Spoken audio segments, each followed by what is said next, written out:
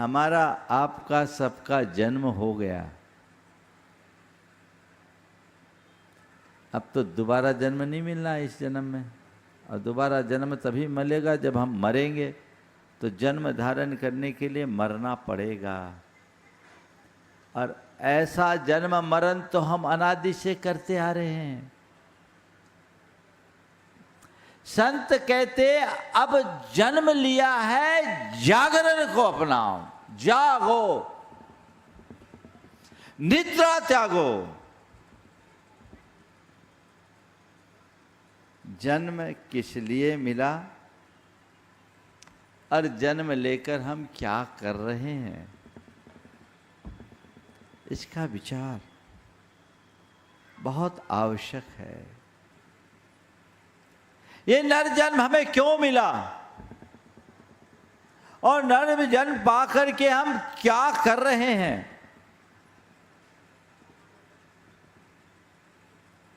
पता है आपको, आप मनुष्य कैसे बने? ये जन्म भी बहुत दुर्लभ है, हर किसी को ये जन्म नहीं मिलता। पूरे प्राणी जगत में जीव राशि अनंत है, जिनमें पेड़ पौधे हैं, मिट्टी पानी हवा को अपना शरीर बनाकर जीने वाले जीव हैं, कीड़े मकोड़े, पशु पक्षी इस धरती पर विचरण करते हैं, वे भी जन्मधारी हैं। उनमें हम मनुष्य कितने हैं? कितने हैं? गिनती के। इस अर्थ में देखा जाए तो मनुष्य होना बहुत दुर्लभ है, लेकिन दुर्लभ मनुष्य जीवन को पाने का हमें एहसास है। कभी लगता है कि मैंने ये मनुष्य जीवन पाया है, ये बहुत दुर्लभता से पाया है, कठिनाई से मिला है। दुनिया में कोई कीमती वस्तु आप प्राप्त करते हो, आपको उसके मूल्य का बोध होता है, आप उसे संभालते हो। जीवन कितना मूल्यवान है इसका बोध है, इसे संभालने की कोई दृष्टि है। मैं आप सबसे कहना चाहूंगा, दुनिया की जितनी भी मूल्यवान वस्तुएं हैं, उनका मूल्य है और मूल्य चुकाकर आप उन्हें प्राप्त कर सकते हो, लेकिन इस जीवन को तुम बाजार में नहीं खरीद सकते। खरीद सकते क्या? मूल्य देकर प्राप्त नहीं किया जा सकता। सबका मूल्य है, जीवन अमूल्य है, पर मुश्किल ये है कि हम उस अमूल्य का मूल्य नहीं समझते। जो अपने इस जन्म का मूल्य समझते हैं, उनकी चेतना जाग जाती है, उनके अंदर जागरण होता है।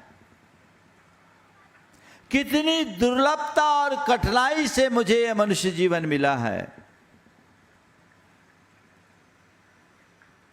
मुझे ये समझने की जरूरत है।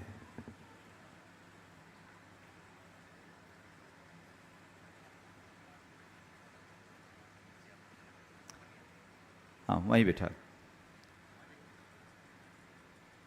कितनी कठिनाई से ये मनुष्य जीवन मिला, हमें इसे समझना है। और जिसके लिए मिला है, उस प्रयोजन की पूर्ति करना है।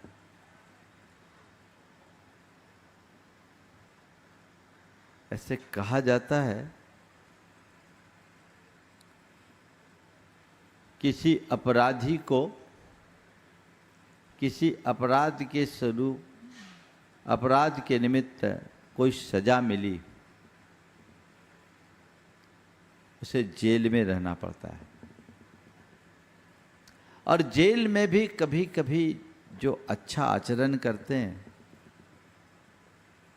उसके लिए कुछ समय के लिए पैरोल पर छोड़ दिया जाता है। पर जिन्हें पैरोल पर छोड़ा जाता है उनकी कुछ निर्धारित शर्तें होती है। जिस प्रयोजन के लिए छोड़ा गया है वही दिया जाता है। यदि उसकी पूर्ति करे तब तो ठीक, और यदि उसका उल्लंघन हो जाए तो उसे वापस वहीं ठेल दिया जाता है। होता है। संत कहते ये मनुष्य जीवन है ना, हम आप जितने मनुष्य बने सब पैरोल पे हैं। समझ में आ रही है बात? हम आप सब पैरोल पे हैं। यहां अगर सही काम करेंगे तो हमेशा के लिए आजाद हो सकते हैं, और गलत करेंगे तो फिर वहीं ठेल दिए जाएंगे। भ्रम में मत रहना कि मैं मनुष्य बन गया, जन्म ले लिया, अब तो खूब लंबा जीवन जीऊंगा और अपनी मर्जी का जीवन जीऊंगा, मौज करूंगा, और मर भी गया तो दोबारा मनुष्य बन जाऊंगा। है ऐसी कोई व्यवस्था? बोलो, है कोई व्यवस्था? कोई ठिकाना नहीं। आज तुम मनुष्य के चोले को धारण किए हो, कल क्या हो जाओ। इसलिए इस रूप को मत देखो, भीतर की आत्मा को देखो, अपनी चेतना को जगाओ। इस नाम रूप में मुग्ध मत हो। जानो मैं कौन हूं और मेरा क्या है। असली रूप को जानो। वो तभी संभव होगा जब जागरण होगा। जब कोई व्यक्ति सोया होता है, सपना चलता है, एक अलग जगत की सृष्टि होती है।